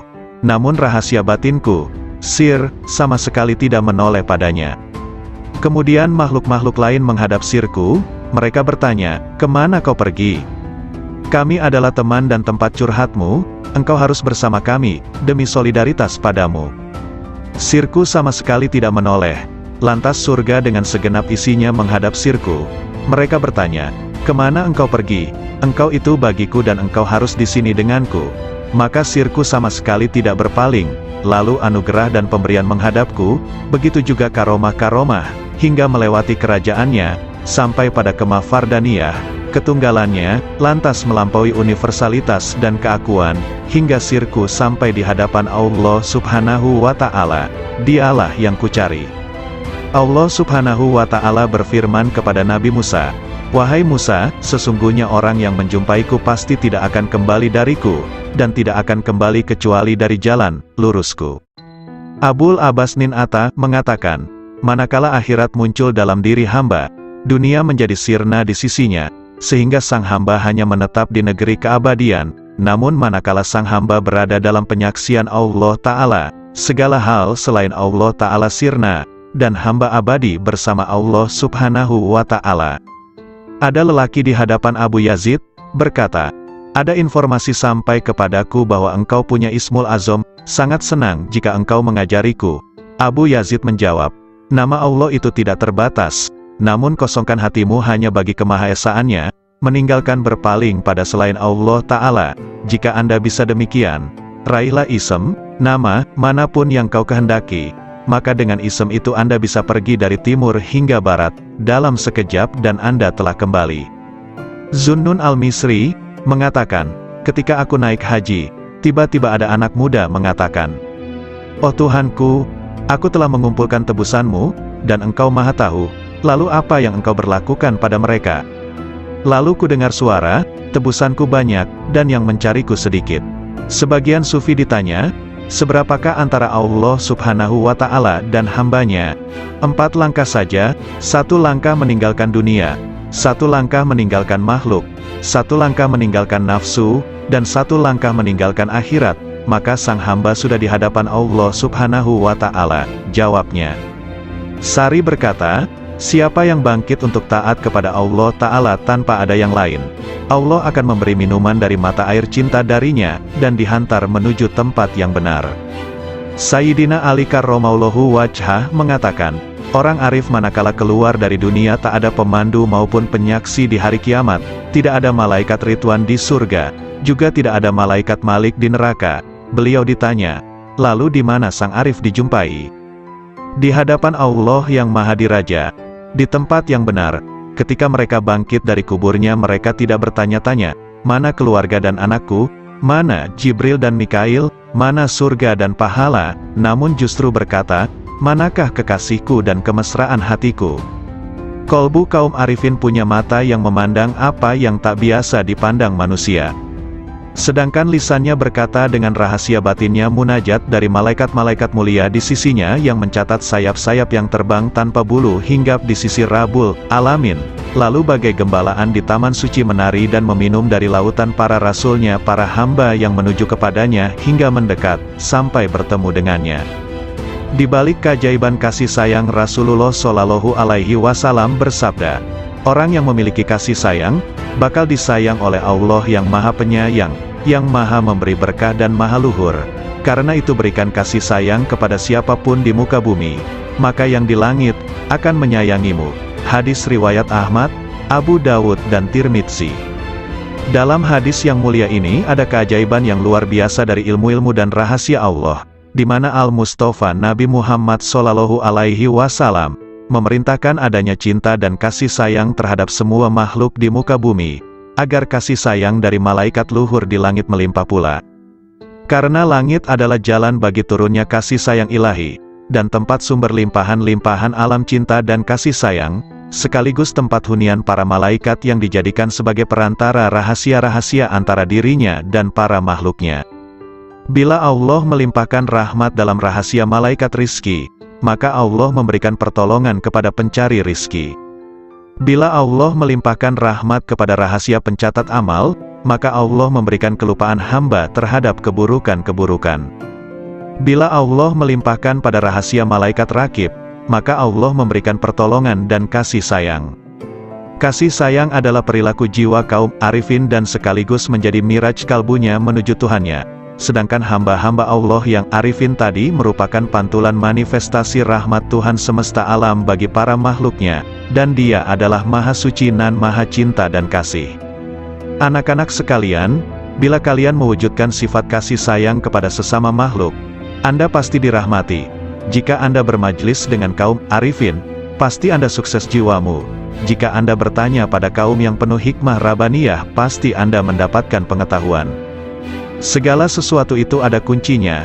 Kunci ilmu itu bertanya, jika tidak tahu, jika Anda bisa hendaklah bermajlis dengan kaum arifin, yang bisa Anda gali pengetahuan mereka dan hakikat rumusnya, kelembutan isyaratnya, maka sungguh Anda meraih keuntungan, karena yang paling mulia di antara para ulama adalah ulama Robbaniyun, yang sangat agung dibanding siapapun di muka bumi selain Allah, karena mereka ini adalah kekasih-kekasih Allah dan pengemban amanah rahasianya. Maka jagalah kehormatan mereka, gerakkan intuisi mereka dengan bertanya yang baik, karena gejolak ombak dari intuisi kaum arifin itu tidak akan pernah sirna keajaibannya. Maka cukuplah disebut tolol bagi seseorang yang tidak mau belajar pada mereka, meraih limpahan dari kemampuan mereka, padahal Allah Subhanahu wa Ta'ala telah berfirman, bertanyalah kepada ahli zikir manakala kalian tidak tahu. Nabi Shallallahu Alaihi Wasallam juga bersabda, bermajlislah dengan orang-orang yang berjiwa besar dan bertanyalah kepada para ulama dan bergaulah dengan para ahli hikmah ilahiyah. Adab pencari ilmu. Zunnun al-Misri berkata, ada seorang tokoh di Maroko diceritakan sifat-sifatnya padaku, hingga akhirnya aku menempuh perjalanan ke sana. Selama 40 hari aku diam di sana, namun aku tidak mendapatkan pengetahuan apa-apa. Saya tahu tokoh itu sangat sibuk dengan Tuhannya, padahal aku pun juga tidak pernah sedikit pun mengurangi rasa hormatku. Suatu hari ia melihatku. Dari mana seorang pengembara ini? Tanyanya. Aku ceritakan perjalananku dan sebagian kondisi jiwaku. Apa yang membuat Anda kemari? Saya ingin menggali ilmu Anda, kataku. Takwalah kepada Allah dan pasrahlah kepadanya, karena Dia adalah yang maha memelihara nan maha terpuji. katanya kemudian diam begitu lama. Mohon ditambah lagi bagiku, semoga Allah merahmatimu. Saya ini orang yang sangat asing, dan datang dari negeri yang jauh. Aku ingin bertanya banyak hal yang bergolak di batinku. Anda ini pelajar, seorang ulama atau peneliti, tanyanya padaku. Saya ini pelajar yang sangat butuh pengetahuan. Nah, Anda sebaiknya tetap di posisi Anda sebagai pelajar. Jagalah adab dan jangan melampaui batas, sebab jika Anda melampaui batas adab tadi malah rusak manfaatnya. Para cendekiawan itu dari kalangan para ulama, sedangkan para arifun itu dari kaum sufi yang menempuh jalan kebenaran dan menempuh segala jerih payah kesusahan. Mereka pergi dengan kebajikan dunia akhirat. Semoga Allah memberikan rahmat padamu. Kapankah seorang hamba sampai pada tahap yang Anda ungkapkan sifatnya itu? Tanyaku lagi. Jika ia telah keluarkan hatinya dari sebab akibat duniawi. Kapan seorang hamba bisa demikian? Jika ia telah keluar dari merasa bisa berdaya dan berupaya. Apakah pangkal akhir seorang arif itu? Jika semuanya seperti tiada ketika semuanya ada. Kapan sampai pada martabat sidikin?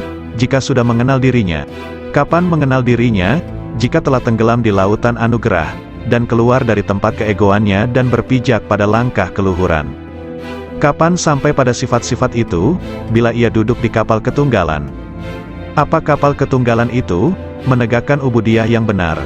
Lalu kebenaran ubudiyah itu yang bagaimana? Beramal hanya bagi Allah Ta'ala, dan ridho terhadap ketentuan Allah. Kalau begitu berilah aku wasiat kepadamu, agar terus bersama Allah. Lagi, cukup Abdul Wahid bin Zaid mengisahkan, suatu hari aku bertemu dengan seseorang ketika di perjalananku, ia memakai baju dari bulu. Aku ucapkan salam padanya. Semoga Allah merahmatimu, aku ingin bertanya suatu hal. Silakan, hari-hari telah lewat dan nafas itu dihitung dan dibatasi, sedangkan Allah terus-menerus mendengar dan melihat. Apakah pangkal takwa itu? Sabar bersama Allah Ta'ala, jawabnya. Sabar itu pangkalnya apa? Tawakal pada Allah. Pangkal tawakal, memutuskan diri hanya bagi Allah. Pangkal memutuskan diri hanya bagi Allah, menyendiri bersama Allah. Pangkal menyendiri, membuang dari hati, segala hal selain Allah. Kalau hidup paling nikmat, berbahagia dengan zikrullah. Kalau hidup paling bagus, ya, hidup bersama Allah. Apa yang disebut paling dekat, bertemu Allah. Apa yang paling membuat hati lapar, pisah dengan Allah. Apa sesungguhnya cita-cita sang arif, bertemu Allah. Kalau tanda-tanda pecinta Allah itu, mencintai zikrullah. Apakah mesra berbahagia dengan Allah itu, meneguhkan rahasia jiwa bersama Allah. Apakah pangkal kepasrahan diri itu, menyerahkan diri total terhadap perintah Allah. Lalu pangkal menyerahkan diri total, mengingat pertanggungjawaban di hadapan Allah. Apakah kegembiraan paling agung, husnuzon kepada Allah? Kalau manusia paling agung, manusia yang merasa puas jiwanya pada Allah. Lalu siapa manusia paling kuat? Orang yang meraih kekuatan bersama Allah. Kalau orang yang bangkrut itu siapa? Orang yang rela pada selain Allah. Apakah kehilangan harga diri itu? Bila menanjak jiwanya tanpa bersama Allah. Kapan seorang hamba terjauhkan dari Allah? Bila ia tertutup dari Allah. Kapan seseorang itu tertutup dari Allah? Bila di hatinya masih ada hasrat selain Allah. Siapakah orang yang alpa itu? Siapapun yang menghabiskan umurnya tanpa disertai ketaatan pada Allah. Apakah zuhud di dunia itu? Meninggalkan segala hal yang menyibukkan hatinya dari Allah. Siapakah orang yang menghadap Allah? Ya, siapapun yang menghadap pada Allah. Lalu siapa yang lari dari Allah? Siapapun yang lari dari Allah. Apakah kolbun salim itu? Kolbu yang di dalamnya tidak ada lagi selain Allah. Tolong beritahu aku, dari mana Anda makan, dari kekayaan Allah. Apa sih yang Anda sukai? Apapun yang ditentukan Allah padaku. Kalau begitu beri aku wasiat, lakukan taat kepada Allah dan ridolah kepada ketentuannya, bersenanglah dengan zikrullah, maka kalian akan jadi pilihan Allah. Orang yang mengenal Allah tidak akan maksiat. Suatu hari dalam perjalananku, kata Zunnun al-Misri, aku bertemu dengan orang tua, yang di wajahnya ada tanda sebagai kaum arifin. Semoga Allah merahmati Anda. Manakah jalan menuju Allah? Tanyaku padanya. Kalau Anda mengenalnya pasti Anda tahu jalan menuju padanya. Apakah seseorang bisa beribadah kepadanya tanpa mengenalnya? Apakah orang yang mengenalnya itu maksiat padanya? Jawabnya, bukankah Adam itu maksiat padanya dengan keparipurnaan marifatnya? Maka dia lupa, dan kami tidak menemukan baginya tekad. Sudahlah, kita jangan berdebat. Bukankah perbedaan ulama itu rahmat? Memang, kecuali dalam soal konsentrasi tauhid. Konsentrasi tauhid yang bagaimana? Menghilangkan pandangan selain Allah karena kemahatunggalannya. Apakah orang arif itu gembira? Tidak menggunakan telinga. Cara melatihnya juga tanpa dengan mata. Adapun telinganya, matanya yang diberikan oleh Allah ada padamu itu. Secara batinnya ada pada sukma itu sendiri. Memang demikianlah penerapannya. Ibarat seperti batang pohon yang dibakar, pasti ada asap apinya menyatu dengan batang pohonnya. Ibarat air dengan alunnya, seperti minyak dengan susu, tubuhnya dikuasai gerak dan kata hati. Demikian pun dengan hyang sukma, sekiranya kita mengetahui wajah hamba Tuhan dan sukma yang kita kehendaki ada